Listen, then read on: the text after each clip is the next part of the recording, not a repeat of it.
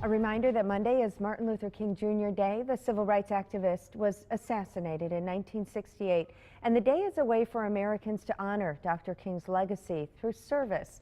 Because it's a federal holiday, most government offices and banks will be closed, and there is no mail delivery.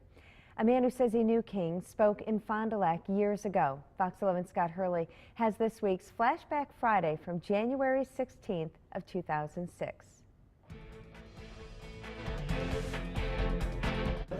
Bob Zellner is an unlikely member of the civil rights movement. My father was a member of the Ku Klux Klan. My grandfather was in the Klan. But growing up in southern Alabama, Zellner broke from that tradition.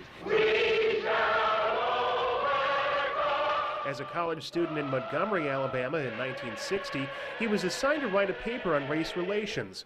For research, he and 4 other white students went to see Martin Luther King at a Montgomery church. We had asked Dr. King if it would be all right if we would come to there. There was going to be a nonviolent workshop, and then he was going to preach a mass meeting sermon. And he said, yes, but you have to be prepared to be arrested. Zellner was not arrested that time, but the experience of running from the police strengthened his convictions on civil rights. That began to sink into me the seriousness of legal segregation. Over the years, Zellner became closer to King. We were in many operations together. We were arrested together. We spent time in jail. And he got to know a personal side of a man who has become legendary. He had a wonderful sense of humor. He loved children. He loved young people. He spent a lot of time with us as students. But that time would end with King's assassination in 1968. It was a devastating blow. But in a way, Zellner says King's death brought more attention to civil rights.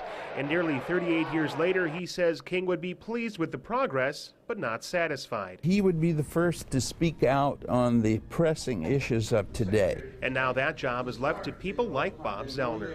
In Fond du Lac, Scott Hurley, Fox 11 News. There is a King celebration tomorrow at Northeast Wisconsin Technical College. For more information, look on the Good Day Wisconsin page of fox11online.com.